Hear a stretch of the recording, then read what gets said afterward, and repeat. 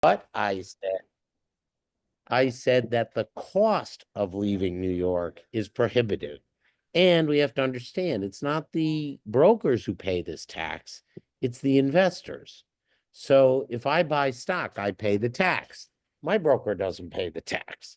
So I think that's an important point to understand. But we are faced with something now, which is in history, we adopted the tax. There were many stock exchanges all over the United States. The New York Times and others claim that they would leave New York City. They even proposed to incorporate in New Jersey. They never left. The revenues continued to go up sky high, and notwithstanding the tax. So why do I mention that? Because the New York Stock Exchange, I thought it was another entity doing it, is now opening a satellite exchange in Texas. The Chicago Stock Exchange is actually owned by the New York Stock Exchange. And with Illinois, there would be hope that we could do a joint proposal with them, but with Texas, there isn't any such hope. Now, is it true that some people could decide to stay and trade in Texas? They might, but I don't think it would be because of the stock transfer tax. They might do it for convenience. And that is the stated reason why the new exchange is being opened in Texas, is because there's a lot of corporate headquarters there. But I think we do have to take that new issue into account. We should have done this years ago. One of the obstacles, too, is political, is that my friends on the left did not support it when they had the opportunity, and which boggles my mind. But we did at one point have 58 co-sponsors in the assembly. If we added the 7 from the Democratic Socialists of America, it would have made 65. But they went off on their own tangent. So we didn't get the momentum we needed. But the biggest obstacle is the speaker, although we now have a $16 billion budget hole with respect to the MTA, because Trump wouldn't approve the congestion pricing. And just thinking about that aspect, I personally, being an upstate member, could not support it if all of the money went to MTA. Well, thank you so much, Assembly Member Stack, and for all of your work on this bill so far. I think we're going to have more questions in the Q&A. I know I'm thinking of many questions right now, but we want to keep this flowing in this conversation and this energy coming up. And speaking of energy and legendary work, I am so honored to introduce our next panelist to discuss the stock transfer tax. World-renowned consumer advocate and former presidential candidate, Ralph Nader. I know we have Matt on from his office. Is Mr. Nader on? Yes, can you hear me? Yes, we can. Yes, thank you, Rashida, and thank everybody who put this together, Reverend Peter Cook and the New York State Council of Churches. This is the most slam dunk issue I have ever advocated for, and Ray Rogers, with all his experience, will agree. It's overwhelming. In what other situation involving taxes are the taxes collected and then rebated every day electronically? I mean, it boggles the mind, which is why a Zogby poll out of Utica of people around the state a number of years ago showed immediate support for it without even any publicity.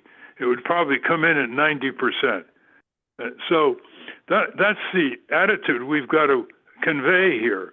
I would like to see a very informative rally in front of the stock exchange, the New York Stock Exchange, which I don't think is going to go to New Jersey and be named the Hoboken Stock Exchange. There are too many personal relationships in Manhattan that alone would argue against this threat, which they always seem to pose. We should know that Bloomberg, when he was running for president, and he spent $1 billion and won Guam, in 2020, he came out in support of the stock transfer tax rebate being retained by New York State.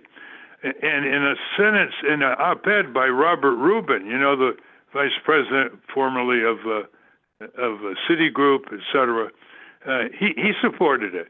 Now, they never repeated it, but it's good to hold them to their word. I mean, those are Wall Street types, and they raise eyebrows that they have come out in support. The important thing is that the money goes to extremely important purposes: education, mass transit, environment, healthcare. And so that appeals to all those constituencies, which can be mobilized with the initial leadership of the New York State Council of Churches. I mean, don't ask me why this hasn't been an issue since 1981.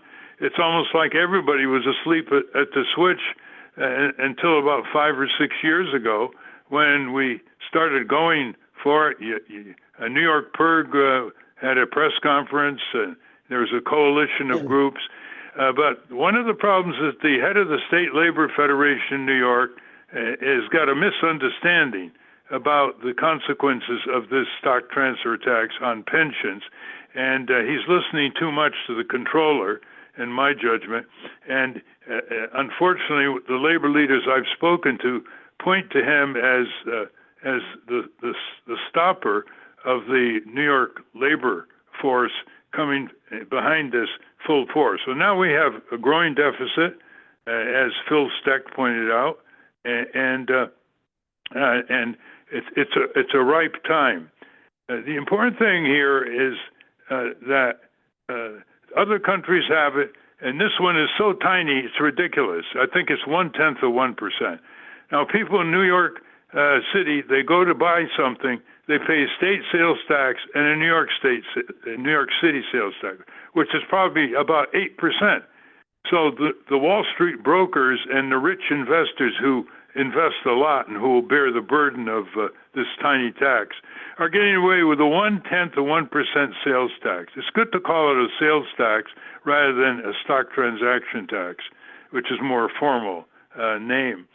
Imagine that. I mean, talk about the inequality here. 1/10 of 1%. So you got to challenge the brokers. You got to do your part and stop any objection to this tax collected every day. I think it's at least $40 million, Phil, when we talked about it, a day. And of course, it always keeps increasing as the volume of stock transactions keep increasing.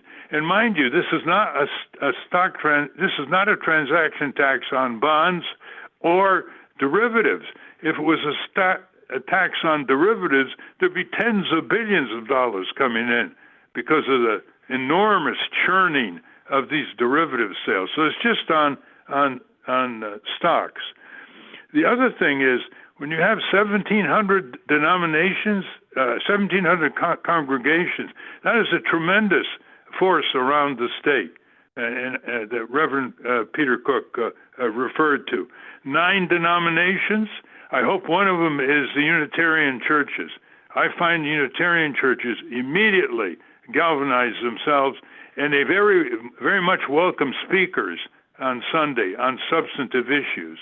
So I hope they're part of your denominations, Reverend Cook. The other thing I want to note is you always say that other countries, like Phil pointed out, always say other countries do it, and they do it with a higher percentage. Hong Kong, 1.3%. That's 13 times the one. You don't see any stock exchange moving from Hong Kong. They don't even feel it because it's paid by the heavy-duty investors, not paid by the brokers. So dismiss that business of going across the Hudson. That's just total nonsense. The other thing, when you say if all these other countries do it and the EU is considering it, England has it, Kenya has it, it was part of the Civil War fundraising at one time. I mean, way back then, and it was continued until 1981, where a backdoor deal was made. So this ought to be easy. Now, the way to get the ball rolling is a delegation from the Council of Churches goes down to the New York Times and makes the case for reporting it. For some strange, unexplained reason, the New York Times has refused to cover this story. Maybe they'll cover a rally in front of the stock exchange. But I was told by the bureau chief for the New York Times that he asked the editor in New York 3 times to write the story, and 3 times the editor turned him down. This is McGinley, I think his name was. He's no longer he moved on. So I think a personal meeting, it won't work just, calling, trying to call on the phone. Just a personal meeting. They're not going to turn the New York State Council of Churches down, especially when they come with people from other constituencies like labor, consumer groups, health groups, poverty groups, and the like. So we will do anything we can to help you from Washington land, dictatorship occupied Washington. And remember, if they start playing around with Texas and so on, you can always say, you fool around with Texas and other states, well, then you're just asking for a national stock transaction tax, which they don't want at all. So I'll be staying on to answer any questions that anybody has, but I'm very delighted by all this effort. And let's hope that there have been many short false starts here in the last 5 years.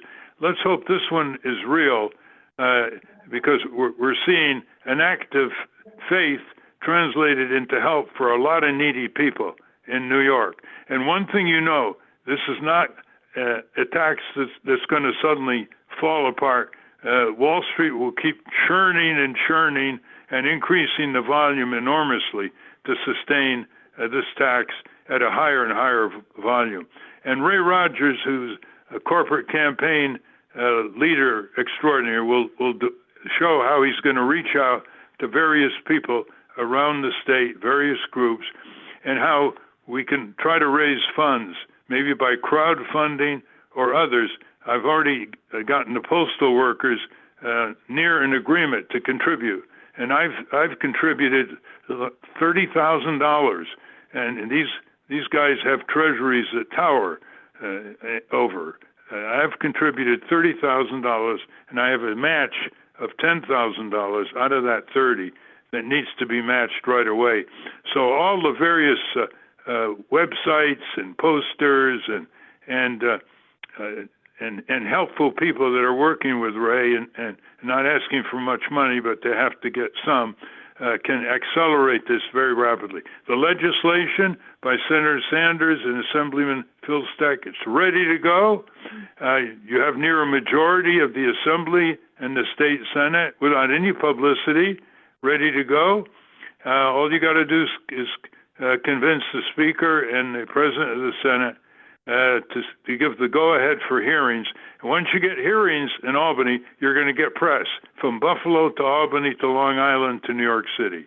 So that's my take. Thank you all, and I'll stay on and listen to the rest of the presentations and participate in the discussion until 7. Thank you. Hey, can I interject? This is Paul Alexander. Ralph, Paul Alexander with Senator Sanders. Senator Sanders just came on, and I just want to make sure, you were introduced to him because, Senator Sanders has been leading that fight in the Senate, and he appreciates what you're doing. Do you want to just say hello, Senator Sanders, to Ralph Nader? Yeah, Senator Sanders has been a rock in the Senate on this, and he's worked with Phil Steck, and there's just no argument that can stop this. The need is yawning great, a huge yawning need here in New York State. And once the people wake up to what can come to help them in all these areas I mentioned, it'll be an unbeatable force. Well, if I am a rockster, you either are a rock star or a mountain, because you have been doing this stuff long before I knew that there was stuff to do. So I am very grateful for Thank you. you. I'm also grateful to be with the best people that money can't buy. And that includes the Assembly member, Phil Steck, and of course, Ms. Rashida Tyler. I mean, there are just so many. I could just spend the rest of the evening, Ray, just speaking about them. And then I would miss most of the people here. But let's not miss this. Let's not miss 13 to $20 billion that this state can get. Now, all of us know that New York is one of the chief bullseye of Washington D.C. That d- you guys may not know that 40%, according to the Assembly, 40% of the state budget comes out of Washington D.C. So if they were to kick out 40%, we would be in a world of pain in New York. Wouldn't it be better to prepare a contingency plan for if the president and his minions, or the president and the co-president, decide to move, that we would be able to deal with them? I mean, this is not a new tax, as everyone knows, because this one started back in 1905 under the Republicans. Um, and from 1905 to 1981, we imposed this tax. So I have no idea why they wanted to rebate it, but I do know that we really have to do this. And it's at such a low level that the 1% won't even feel it. It's not even the cost of doing business. They simply won't feel it. They're moving that much stock around where we could gain that much and have them not feel it, or we can be beholden to the hedge funds and to the other billionaires, and we can spend our time trying to cut more services so that we can make them happy, which is impossible. I mean, one good book says the belly of the rich is never full. And I think that we Well, find ourselves in that situation. So I am very grateful for to join with colleagues new and old, to join to be the, either I am the cavalry, or Brother Ralph, you are the cavalry, or we'll take turns. We'll keep riding until we get this one done. So I'm just glad to be here. I'm out of town, but I had to stop everything and make sure that when Sister Rashida calls, I am among the number. Thank you. Thank you so much, Senator Sanders, and for your stalwart, work in the Senate for this legislation, but all of the other many bills around finance that you have championed, and around reparations that you are championing. Just a legend in the Senate. And whenever your office calls, we're here to respond, because we know we're fighting together. And I did just wanted to do a formal introduction for everybody at the end, that this is Senator James Sanders, who is the chief sponsor, Senate sponsor of the bill, which is S1237. And he represents the 10th Senate District, which includes Southeast Queens and New York City. Thank you again. Well put. You said it better than I ever would, except I say the talented 10th senatorial district.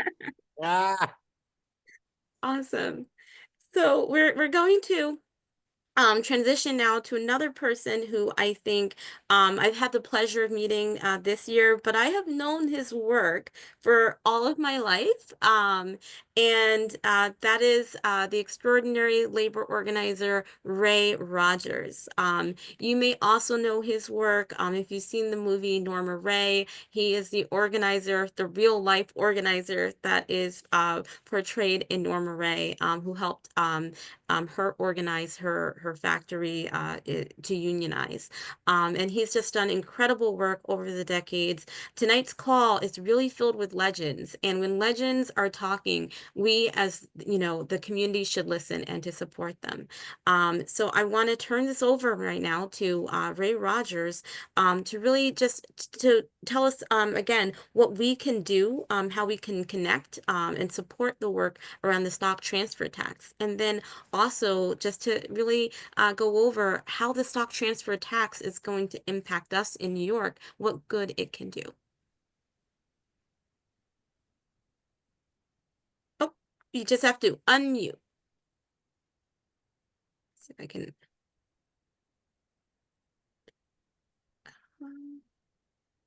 Let me see if I can unmute you.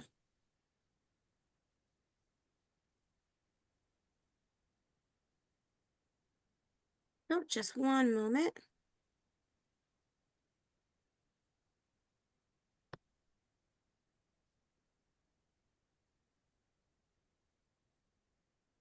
Can you hear me now? Yes. Success.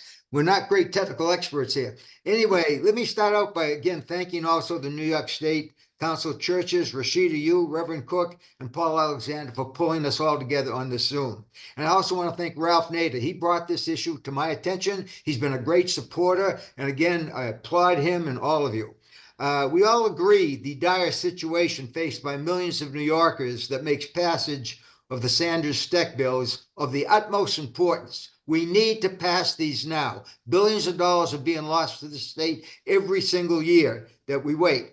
The Greed versus Need campaign, which I direct, is in the process of making it clear to the governor and all the state legislators that this is the most important legislation to pass that will advance the well-being of all New Yorkers, regardless of political affiliation or income status, for decades to come. And compassion and common sense demand nothing less than to pass this as quickly as possible.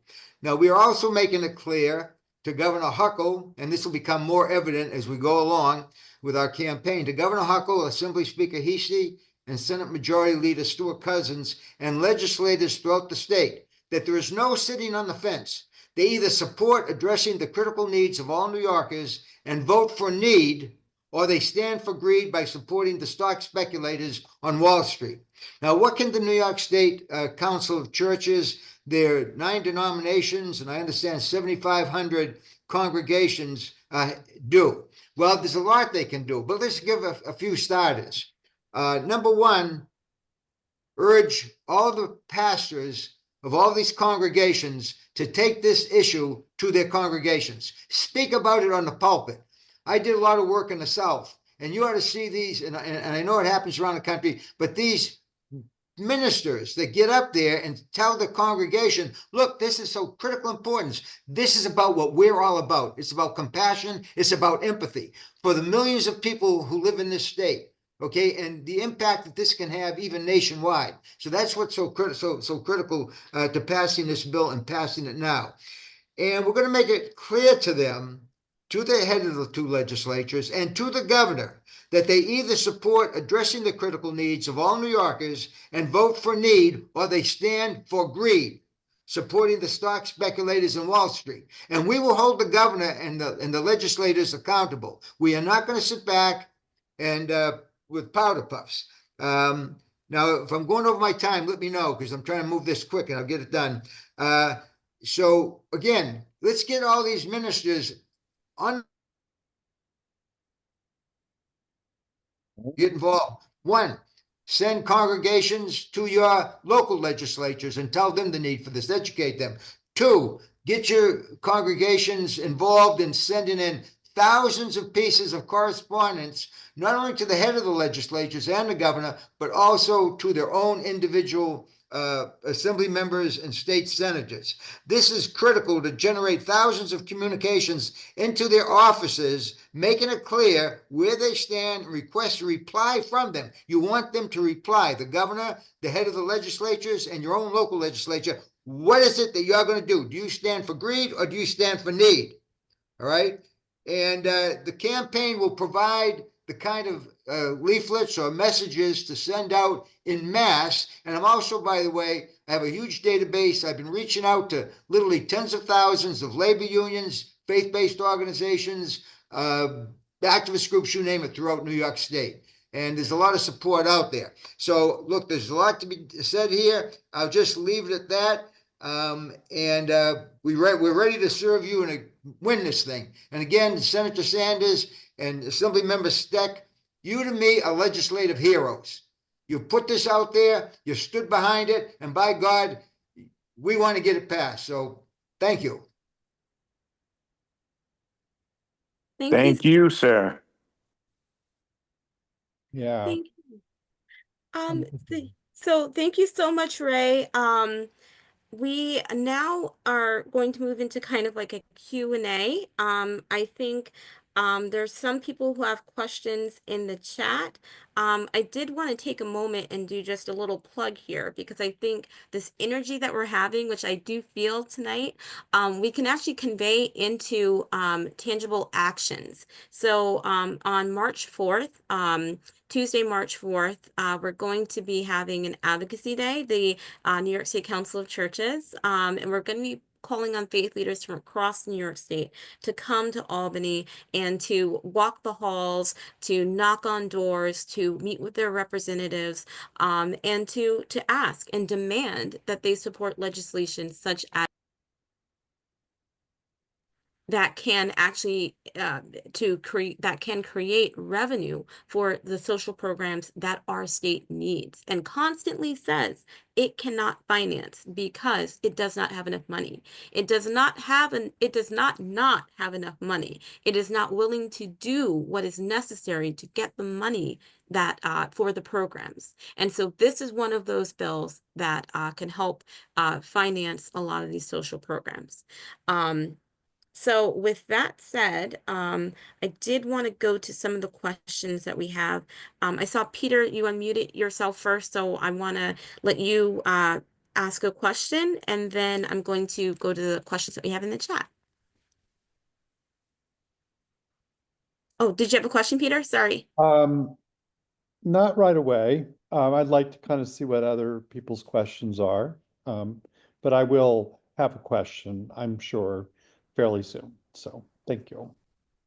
Very good. So Mike McGlynn, who is a wonderful member of the New York City Council of Churches, comes to a lot of our meetings, and also a member of our housing committee, asks, can the revenue be appropriated for labor apprenticeships to gain labor union support? And again, this is to the whole panel, so whoever wants to speak on this question can. This is Paul Alexander. I'm legislative director for Senator Sanders. I'd say the short answer is yes. I mean, we did, in the bill, Assemblymember Steck and Senator Sanders, allocated to kind of very broad areas. And of course, this may be renegotiated. So potentially it could is the answer. Just want to point out that we have tried to do things that in an effort to gain labor support. We haven't been too successful. Some of the unions do support it, some important unions like NYSNA, New York State Nurses Association. One of the problems, of course, is the comptroller. And it's important to understand that, and I don't have the figures, but Jim Henry knew them at one point in time, is that the comptroller pays millions of dollars to Wall Street firms to evaluate investments for the pension plans. And those are extremely lucrative contracts. If the comptroller said, look, you guys, we're going to reduce your compensation by the amount that we have to pay in the stock transfer tax, and if you don't do it, we're going to find other firms who will agree, they're going to take it because that deal is so lucrative to them. They make so much money off the New York pension plans. So it really is not a concern. And I don't know why the AFL is resistant. If I could follow up just on your point, Phil, Thanks, everybody, for being here. This is a great discussion, and I'm glad to see this being revived. The pension fund study that I did was to look at how pension funds compensate their fund managers and compare the fees they're paying internally to, many cases, former BlackRock managers, for example. And they are an order of magnitude higher than anything this stock transfer tax would cost them.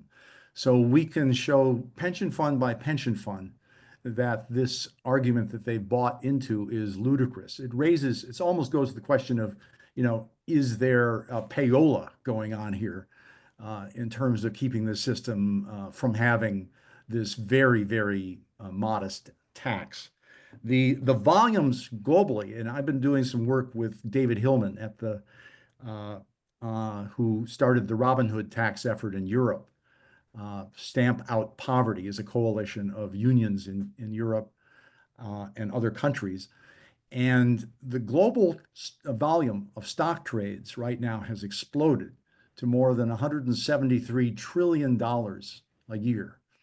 If we can simply levy a global financial transactions tax like the one New York State already has on that sum, we're talking about a couple $100 billion at least of revenue per year that could finance all kinds of worthy causes. And New York State is about 40% of those trades. So it's not 20 billion a year. If we actually collected what the numbers suggest, it's far more than that. What I guess the question for you guys that I would bring is we basically had this question of a national financial transactions tax. If the Biden administration had acted, we would be protected against this Texas move. Right. But I think the rest of the world is actually looking to New York State to make history here and to establish a precedent for them to have much more effective financial transactions taxes than they do in Europe. And they're kind of waiting for the United States, the largest capital market in the world, to move on this. So you're literally a very important cause for the rest of the world. There are all kinds of trade unions in the world that would support this initiative. So I'll leave it at that.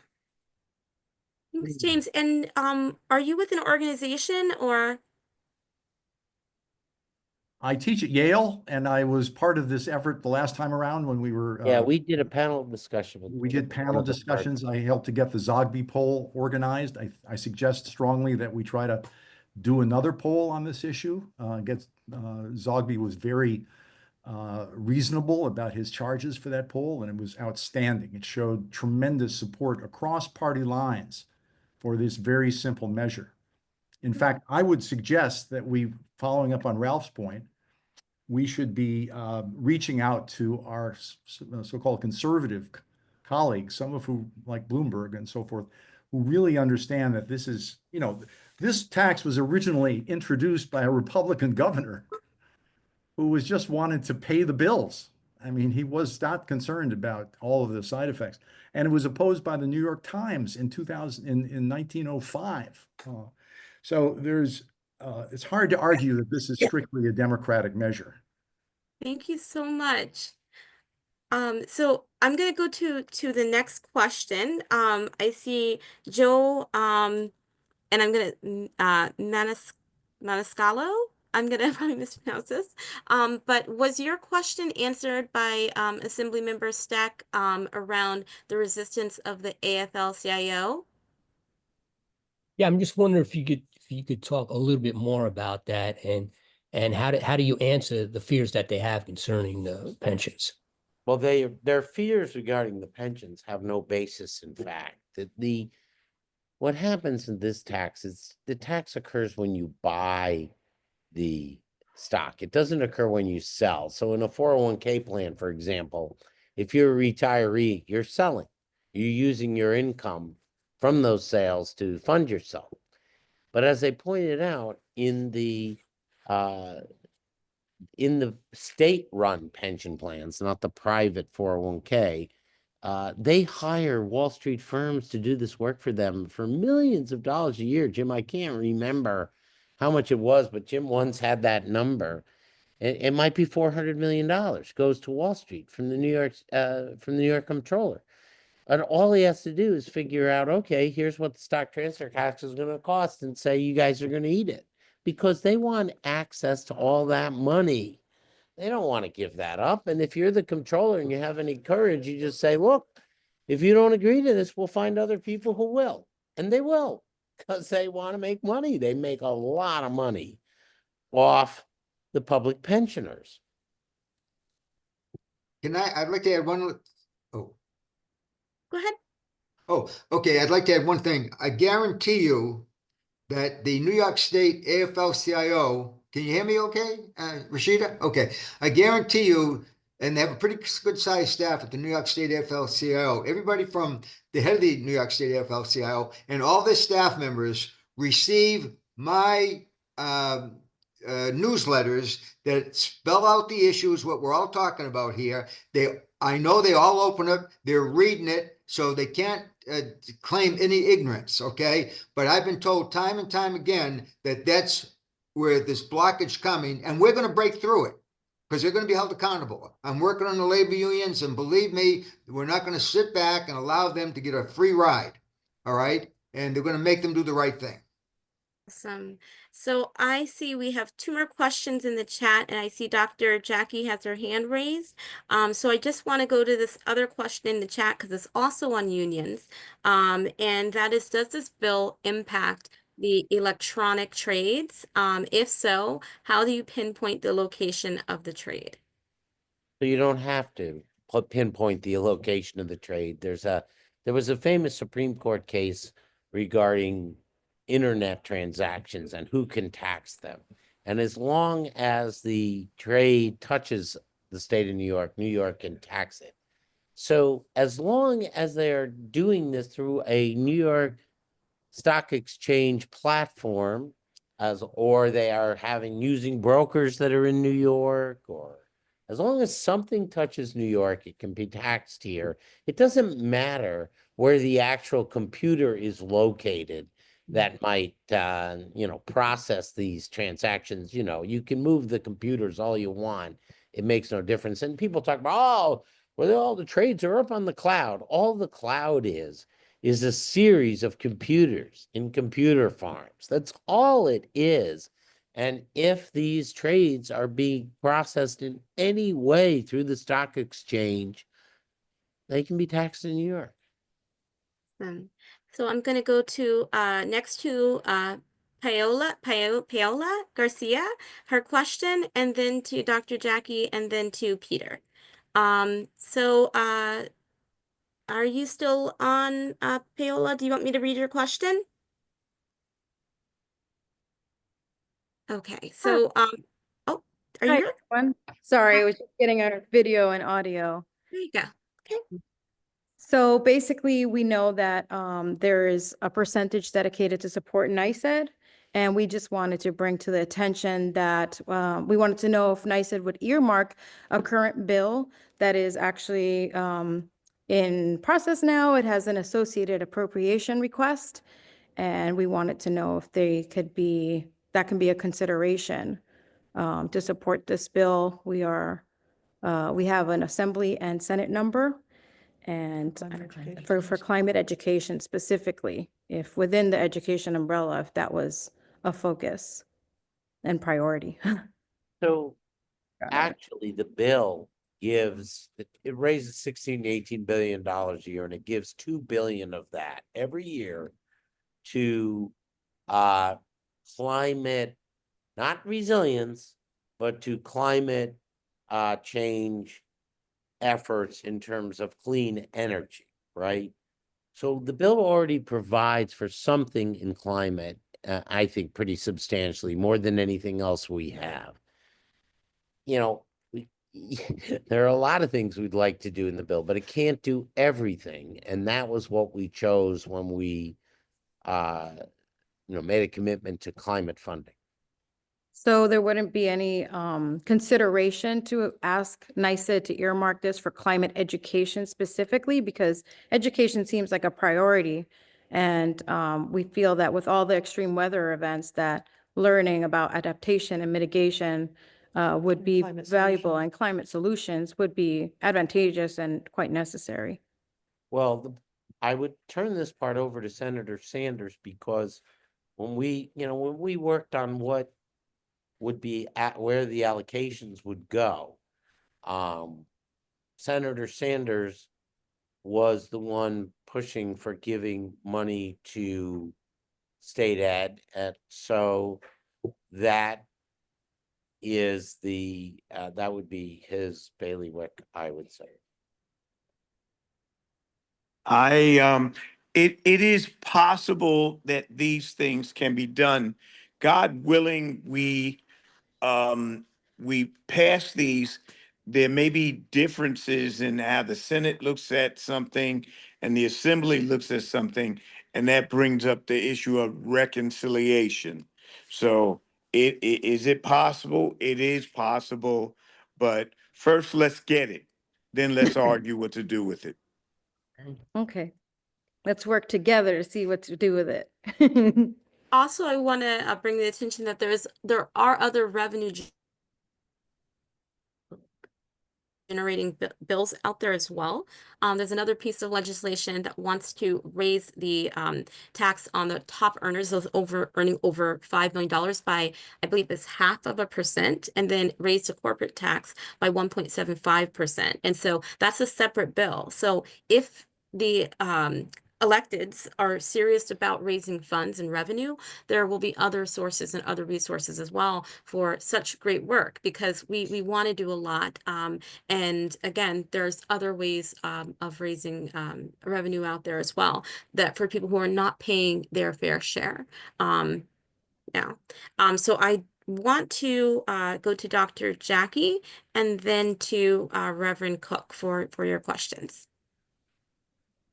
Good evening, everyone. And Dr. Hi, Jackie, Rashida. this is Paul. I just want to say Dr. Jackie is a very special person, and she's a very significant figure in the education area in New York City. Do you just want to give your title, Dr. Cody? Which one? So many. I am an educator and a parent leader. One of my titles is that I'm the co-developer for the citywide leadership team. Paola brought up about us discussing where the money goes and how it's spent. We bring stakeholders together, and our fabulous Senator James Sanders just so happened to be sponsor of that bill as well, and Assemblymember Anderson on that on the Assembly side. I also am here. I am the vice president of the Brooklyn chapter for National Action Network, and also the education crises advocate. So any education crises that come in across the country and states where there's no local chapter, it comes to me. So I have education written across my forehead and Brooklyn written across my chest.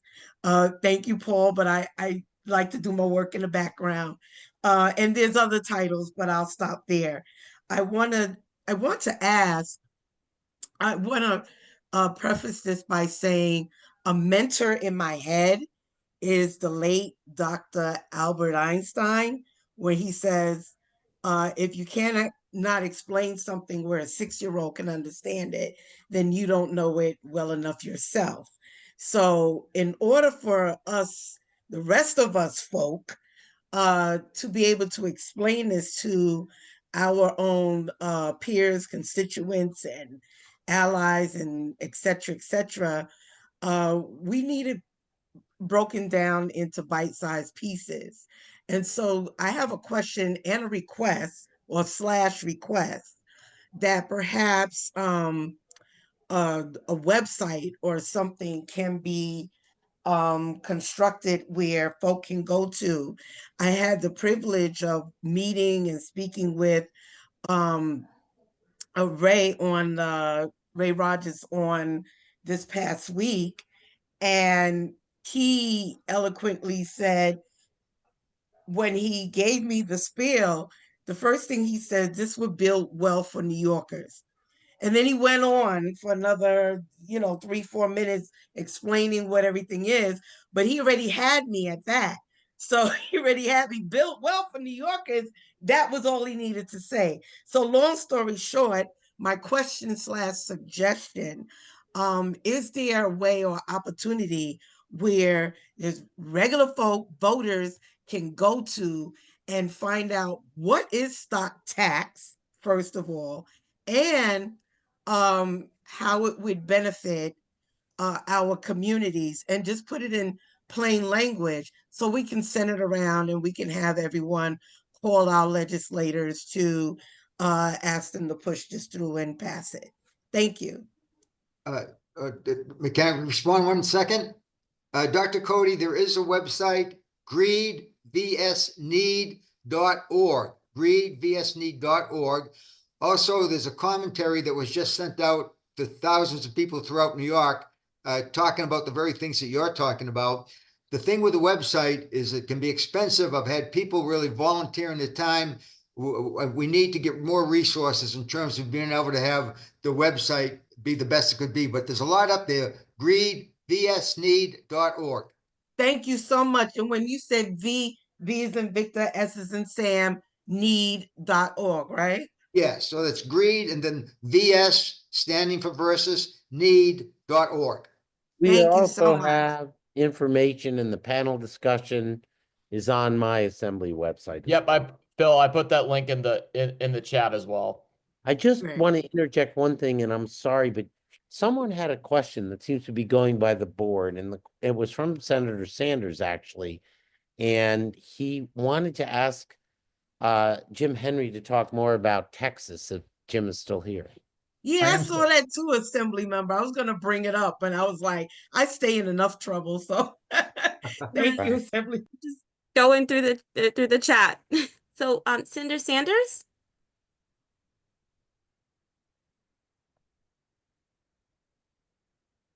Okay, I guess is Mr. Henry still here to talk a Yes, I little bit? am. Yeah, he asked me a question in the chat about Texas. There's actually 2 new exchanges in Texas. The TSXE been funded by a bunch of hedge fund guys. Citadel and BlackRock are among the leaders. It has filed as of January 1st, 2025, its Form 1 registration with the SEC. It's not in operation yet, but it plans to get there by 2026. Separately, the New York Stock Exchange has established a Texas exchange, and that's going to, as of February 2025, go into operation. So I think there's a lot to know more about, what the rules are and how they hope to compete with each other, but they're already establishing 2 competitive exchanges specifically to service the companies that are finding Texas to be a great place to have public companies. And Elon Musk moved there, and we have lots of migration going on within the corporate registration system. But I think that presents an issue for us. I don't think it's a knockout, but we're going to have to address it and some very careful design of this tax, of the rebate. So we actually favor companies that stay in New York. But I see your point. Yeah, interesting. it's addressable. It is manageable. It's going to be helped if we can get any kind of national support for the financial transactions tax. And I really invite us to start talking to some Republicans on this issue, because they're facing such a huge pushback on their plans to cut $4.6 trillion from income taxes, and slashing the income taxes and then paying for that with enormous cuts in Washington. That's the debate that's going on right now. So we really need to plug into that debate and understand how the financial transactions tax might actually contribute to avoiding these punitive cutbacks I know others have questions, but I want to interject because Jim made a point earlier about the failure to do it under Biden at the federal level. It is our belief that the chief obstacle to it was Chuck Schumer. Yeah. Well, and behind Chuck Schumer, the largest contributor to the Democratic Party is, as we know, the Renaissance Technology guy. There are two partners at Renaissance Technologies. He just died in April, so this may clear the way. But yeah, they had a business involved with high frequency trading, and the high frequency traders are going to get killed by this. We're going to be putting a tax on speculation, and I think that will be inhibiting this explosive growth of very high frequency trading, which is socially unproductive but very profitable for the handful of people who get an inside look at the trades before they're made.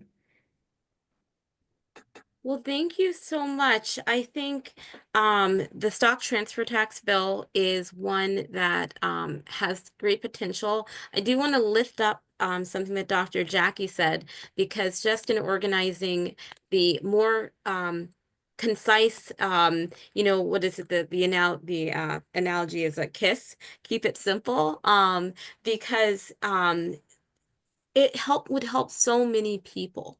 And the problem is, once people hear things about stocks and transfer, unless you're really tuned in, you're going to go, oh, that doesn't concern me if I don't have stocks, or I'm not a trader. This isn't concerning me. So how do we translate this? And this goes out to everyone here. How do we translate this for our communities so that we're not just talking about these, higher concepts where it's just, here's a 0.5% on a trade and all these things, but like that people can understand how it's tangible and it impacts our communities. Well, So all ideas are welcome. They pay sales tax when they go to the store, but if you go into the stock store and you trade, you pay no tax. That's all this does. It's a sales tax on sales of stocks and bonds. And most of the tax is paid by foreigners. It's not paid by New York residents. It's paid Correct. by people from all over the world who are using the New York exchanges for 40% of the world's trades. So that's a key point as well. The simplest way is this is a progressive sales tax. That is what it is. A I noticed progressive. Reverend Cook, he has a question, I believe. Oh yes, Peter. So sorry. No, that was great. I was just enjoying listening to that. So, um, a few things. Number one is that, I mean, as a council, as I'm sure all of you are worried about, we're extremely concerned about the tax package in Washington, D.C. and the corresponding cuts that are going with that tax package. And and that's really going to put a lot of more pressure on the New York State budget. The second thing is that very rich people are going to get even richer. And I think that New York really needs to be thinking about how we recapture some of that benefit that these rich people are currently deriving and may derive even more going into the future, just as as a talking point. Third, we as a council are, have prepared budget testimony for the joint hearing next week, which includes the stock transfer tax, the rise in the income tax, as Rashida described, and a rise in the corporate tax, which really only amounts to about $3 billion more in revenue, but it is significant, and we really need to put that out there. And the third that we're really pushing is to not give as much school tax money to industrial, what is it? Rashida, industrial development. Yeah, you got it. Industrial Development Agencies, IDAs. Industrial development agencies, IDAs, they get about $10 billion in tax savings through these credits. And they basically do that at the expense of school districts. And so we're really going to push back on that and say that in terms of the business climate, you're much better off investing this money in schools and infrastructure and housing than these harebrained kind of corporate tax schemes. So having said that, yeah, you know, that will also get pushed at Ecumenical Advocacy Day on the 4th of March. Now, having said that, what I wanted to ask Phil and Senator Sanders, Assemblyman Steck and Senator Sanders, where's the pressure point right now in the legislature? Who do we talk to? What's the inside ball game that you guys are playing there, and how can we support you in you know, getting people to pay attention? Senator? I don't think he's on the call yet. So you can go ahead, Assemblyman. Well, wanted him to go first, but the assembly is speaker dominated. The speaker controls the organization known as Program and Council. There are so many of us, you know, you got 105, 106 Democrats, that it's very difficult to build coalitions that are not approved by the speaker. I think that's important. Somehow you have to convince the speaker, but also we have these 7 members from the Democratic Socialists of America who should be on this, but they keep going off on more extreme proposals which are not going to pass. And I think that's badly needed, them. And also, you know, if NYSET supported it, that would make a lot of difference. I mean, you know, I've tried to raise this with NYSET many times. They asked me to appear at their tax rallies. I really haven't been going lately because I find that they're not. Is it for show, or do they really want to do something? I can't tell. So, you know, but the speaker does control it. He has a lot of power. And I would say that's the number one, getting the Democratic Socialists of America to actually not act as if we're going to have a socialist revolution tomorrow would be helpful. Can I add some, Rashida, speak on behalf of Senator Sanders? Again, Paul Alexander, Legislative Director. Here's the thing. This is why this meeting is so important. The reason why having this meeting, it's on the eve of the annual Advocacy Day, which is March 4th, for the New York State Council of Churches that represents 7,500 churches. Now, when I became like an activist, you know, in my youth and go on, the church has played a central role on human rights, nuclear freeze, consumer advocacies, very powerful force. And we need that force back to make this happen, you know. And so what you're doing on March 4th, because you're mainstreaming this issue, right? There's an attempt to kind of marginalize it. This was the law. We collected this tax for 80 years under Republican Democrat. This was just the establishment. Right. So we should become the establishment again and not pretend this is, you know, some left wing or out of place thing. And the second thing I just want to add too is New York is a very unique situation here. We happen to have the New York Stock Exchange, right, of all the 50 states. And we're in a position now, we have a federal government that will do nothing and just make things worse. So if we want to represent like the country by passing this bill, this will send a shockwave around the country and actually even around the world that, you know, the working class, middle class people are going to stand up and not allow, the billionaire class to just take over everything. And this is the front lines right now, this bill. So I appreciate everyone being on this call, and especially Ralph Nader for really bringing this back to life. And this would be a great achievement if we can all pull it off. Thank you.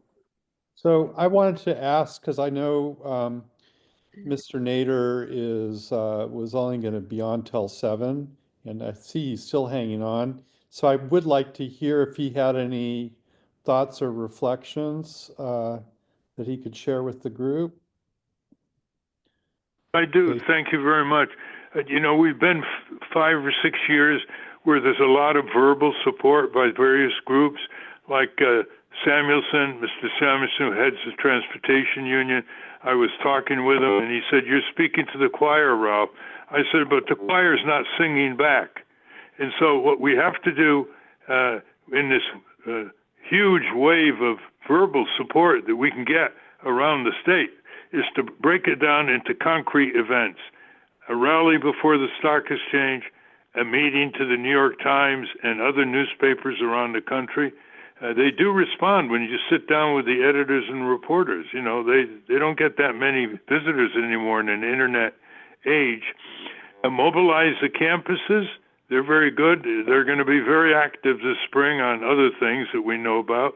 And you want to mobilize them and make it asks. Keep making specific asks. Like if the postal workers say they're going to support the budget of Ray Rogers, okay, when are you going to support it? So it's just a way of making all this verbal support, which satisfies all of us. Now, when you speak out for justice, it makes you feel better. And we got to translate it into actually concrete support, like the student purgs around the state. They're at SUNY and CUNY and so on, and they are on the record, but they're not on the ramparts yet. So you bring them in. That's why the State Council of Churches is so important, because it is so decentralized all over the state. It has great integrity. It doesn't have an axe to grind. It doesn't, trade off here and there. It's pure and simple advocacy for simply keeping the tax that from being sent back. And you say to people, do you get taxed? Yeah. Well, do you actually get your tax rebated? No. Well, Wall Street does. You go into a store and you buy clothes and furniture and appliance and food, and you got to pay 8%. But you buy 100 shares of Exxon or 10,000 shares of Pfizer, and you pay nothing. So this is a simple 1/10 of 1%. I had hopes that it would go to 2 or 3 tenths of 1%, but we have to settle for this. And people say, "I can't believe this." So that's why I say use the sales tax and compare it with what people experience every day in stores or when they shop online and they pay the sales tax. Use the word sales tax. Hearings in Albany, you can use the word stock transaction tax. And the last thing I want to say is letters to the editor. Write letters to the editor immediately. Ray's got all kinds of language ready to go on his website. The website's got a lot of usable material for regular people to understand in terms of their own framework and experience. But nothing can be better than hearings. I don't know about how you operate in Albany, but if the two heads of the Assembly and the Senate do not allow hearings, they hardly allow any hearings anymore, I understand. Just hold an unofficial hearing. Just use the committee room and hold an unofficial hearing and invite the press. You don't have to wait for an official hearing. I doubt very much they can slam you down on that. You're elected like they are, and you have certain prerogatives. And we're telling the Democrats in Congress, start unofficial hearings, and get great witnesses and exhibits on what's going on down there. and the press will flock to it. Those are some of my recommendations. Hey, Ralph, Paul Alexander, I wanted to introduce you on this call to someone that can help make a lot of these things happen. I have Andy Morrison. He's a deputy director of the leading progressive economic think tank in New York City called the New Economy Project. They're the leading group for public banking in New York. They have over 100,000 over 100 organizations, including labor unions, that back what they're doing, and they're all for the stock transfer tax. Andy, do you want to say hello to Ralph? And briefly before that, we just want to thank Assemblyman Steck, who is heading out for the evening for his time. Okay, thank you. Andy, do you want to say hello to Ralph? Just make a statement if you want to make a statement. Of course, yeah. Hi, Ralph. It's been a pleasure hearing you. I listen to your radio show all the time, and I'm excited about this campaign. And we'd love to learn how to plug in, and appreciate the leadership of Senator Sanders and Assemblymember Steck. And if there's like a regular way that groups like ours can plug in and learn about, like Ralph was saying, letters to the editor, where are the pressure points, so that we can leverage the resources that we have in different parts of the state, that would be really helpful. We do that on a lot of our campaigns. So I know that there's a capacity question there, but love to hear more about that as we. And also, Ralph, I want to mention that Andy Morrison's, I don't know, his wife is the new executive director of NYPIRG, okay, which you created, right? The whole PIRG movement. Oh, so and what's her name? Megan Ahern. Yeah, she just took over for Blair. So she's just, she'll be really excited. I'll be putting pressure on her to get NYPIRG on board here more. And I looked at her background. Before she had this position for executive director, she was in charge of all the campus programs. Because, you're talking about getting students involved. Very good.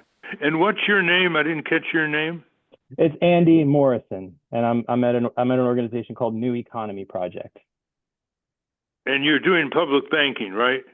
Yeah, we lead the coalition work in New York on public banking and community land trusts and CDFIs and other kind of cooperative economics models. Do send me material on it, will you? Oh, sure. I'd be delighted to do that. Thank you. Yeah, they represent over 100 organizations around the state, including labor unions. Right. Well, that's just an example of what the assets, the citizen access assets around the state that can be mobilized. Yeah. And a victory on stopping the rebate is going to help public banking, because it's going to raise big questions about why public banking isn't supported to reduce all those fees dramatically that can be used for people's well-being. That's one of the great arguments for public banking, not just reorienting investment where people are needed to have that investment away from Wall Street speculative stuff, but it illustrates what Napoli is paying for these so-called advisors. I mean, that's one of the great scandals. What they're paying of $400 million a year for New York State Pension Fund advice. So one win becomes contagious for another win, which is, by the way, really why this sales tax on stocks is being opposed. They know it's going to open a window into a portal that has been very quiet and secret and conspiratorial against the public interest. That's why people in Wall Street, they're not really worried about this tax. They're worried about what the next step is once the public gets aware of how they're being shortchanged and ripped off and stolen from. So good luck to all of you on that. And get NYPIRG behind you, Sandy. Yeah, I'll do my best. So I was actually talking to Ray about this earlier, and this might be the birth of a coalition. So Ray, I know we were talking about like getting together people who could work, right? People who can do, draft these letters to the editor, who can create graphics to post online, getting a coalition going. Do you want to talk a little bit about that? And I recognize we're at 7:22, but I wanted to give space to that. Yeah. You're talking to me, right? Yeah, yeah, Oh, okay, right, okay. I just thought Reverend Cook was gonna say so. Yeah, we're looking, one of the things that our campaign geared to do is to really generate a lot of volunteer support in every area that we can use support on, all right? And we'll have more information coming out very quickly that'll help give an idea of that kind of support we're talking about. But obviously, anybody that we say to any organization, you have a great deal of knowledge, skills, and imagination in the membership. That's why we were trying to get the unions involved, because they have so much knowledge, skills, and imagination and energy in their membership. And I've been working very hard to try to get these labor leaders to wake up and do the right thing and not just talk about it. And but it's a process. But Rashida, you were right that this is a movement of we's and not I's. We need all the support that we can get. We'll give as much direction as we can. And anybody who has something that they want to offer to the campaign, whatever skill they have, let's move forward. And we're all for it. And I wanted to highlight, Ralph has said. Let me just interject this one. Apropos the educator who cited Albert Einstein. There's a 14th century philosopher in China who once said the following: to know and not to do is not to know. To know and not to do is not to know. And so that's very important, of bringing belief into action. And then on the other side of the globe, Marcus Cicero gave the greatest definition of freedom I've ever heard. He said, freedom is participation in power. Freedom is participation in power. So those are two little epigrams. And I just want to add something, because Ralph has said this repeatedly, and I think it deserves just again to underline it, that now with getting the warmer weather, I mean, I'm being very optimistic here, but sometime I would say maybe come April, I think this idea of having a rally in front of the New York State, the stock exchange, in front of that raging bull, to get an iconic, moment with photographs and get people there, something I think worthy of working for. And I think we have the elements, organizational elements to think about that. So I'm just throwing it out there as a very concrete thing to, show what we're doing. And it'll go all over the internet. Yeah. Okay, this is really good. So let me just say that I really want to build on what Rashida and Ray have said, to say that we really do need a coalition, and to put this together, the council works in different coalitions, including right now with NYSIT on the corporate and income tax issue, but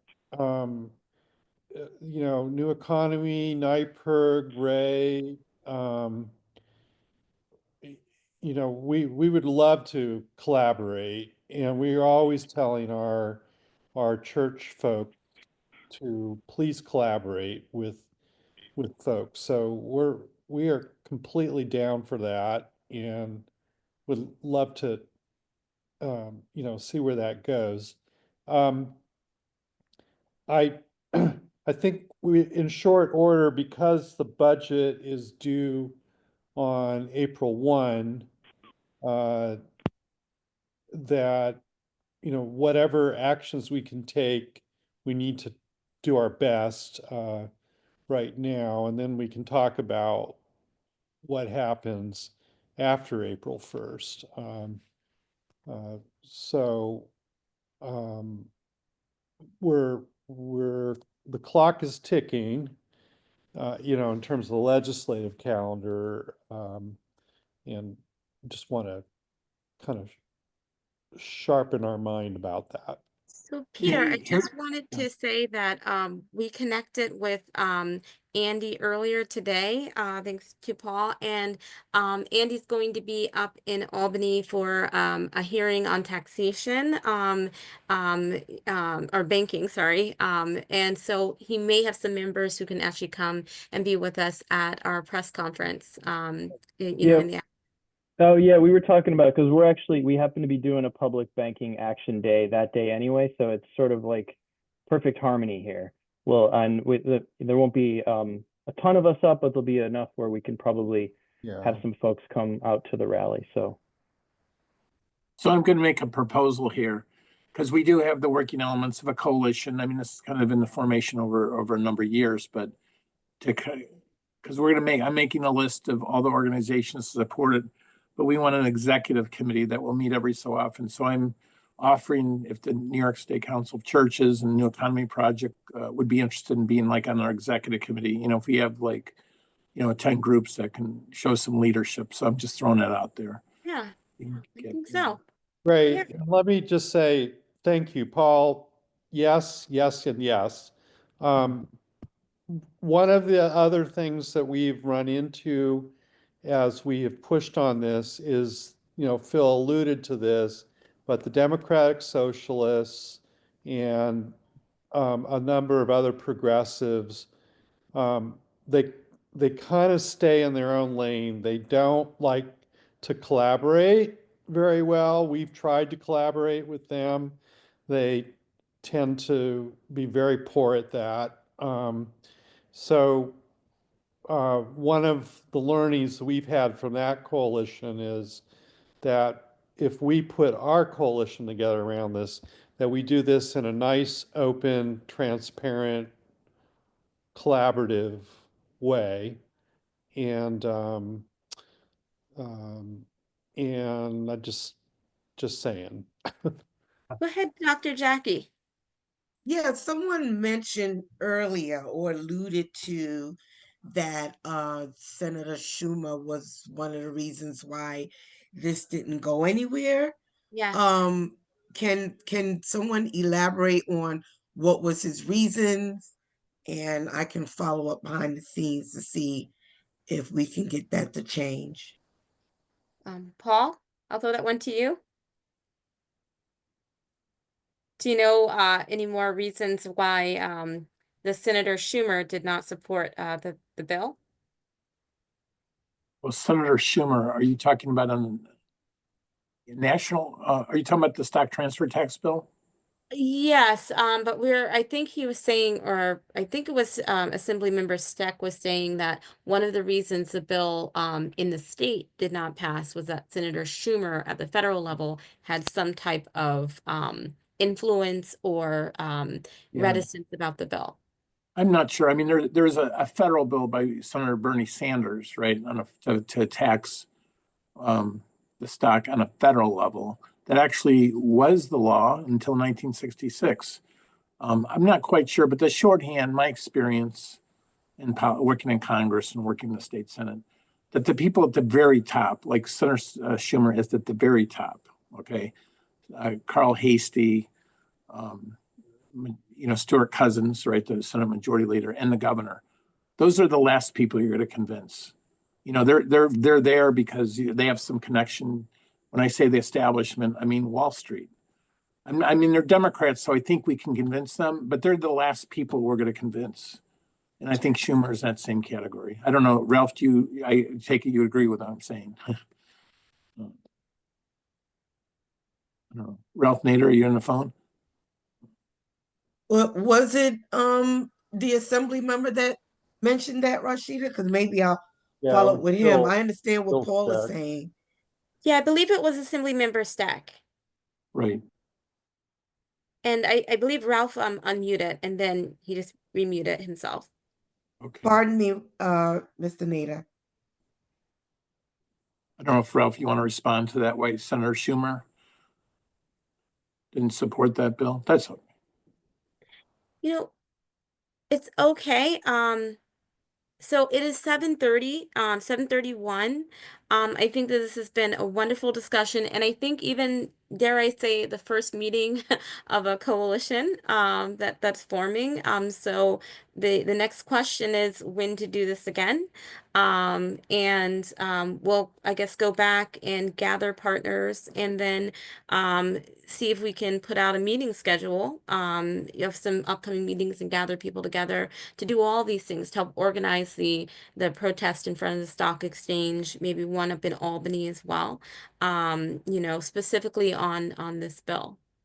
So with that, I want to say thank you to Senator James Sanders, to Paul Alexander, who, again, just a wealth of information, of knowledge, and of a connector extraordinaire. I just want to say thank you so much for everything that you've done in helping to organize this meeting, but then also everything else you do with the Senator's office. We want to say thank you to Assemblyman Phil Steck, again, a stalwart proponent of this bill and doing what's right in the Assembly. And we want to say thank you so much to Ralph Nader, an extraordinarily committed and wonderful consumer advocate and an advocate of the people and for the people. So we want to say thank you to Mr. Nader. And we want to say thank you, a hearty thank you to Ray Rogers, a legend in labor organizing. I cannot go on enough.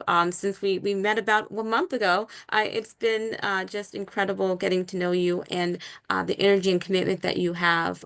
So we're going to thank you so much. And we hope from this meeting that we can build that very strong coalition, and the Council of Churches can be the partner to help spur the faith community and the broader community to action. And also, can I just, on behalf of Senator Sanders, I can't thank enough Reverend Peter Cook, who actually was one of the first to help us out with the climate change back in 2019, but also Rashida. I mean, you're all bringing this back to life, and I really am hopeful with all your participation. Thank you. And I say thank you to Reverend Peter Cook too, because I see you every day, but you do so many extraordinary things. So thanks. Well, I'm pleased to work with Rashida. She always helps us all look good, so. That's the best benediction I ever heard, Reverend Cook. And thank you, Dr. Jackie, with the National Action Network. Amazing. I think all together, everyone on this phone call represents a little piece of power that we need to bring together. So thank you so much. Well, I'm gonna watch that Norma Ray movie again now. I love it. It's gonna be, that'll be fun, but I'm looking forward, Ray, to working with you and seeing what we can. Pastor, I met you some years ago. I came to a demonstration that you were at around housing down in front of the New York City Council because I was going after the Real Estate Board of New York.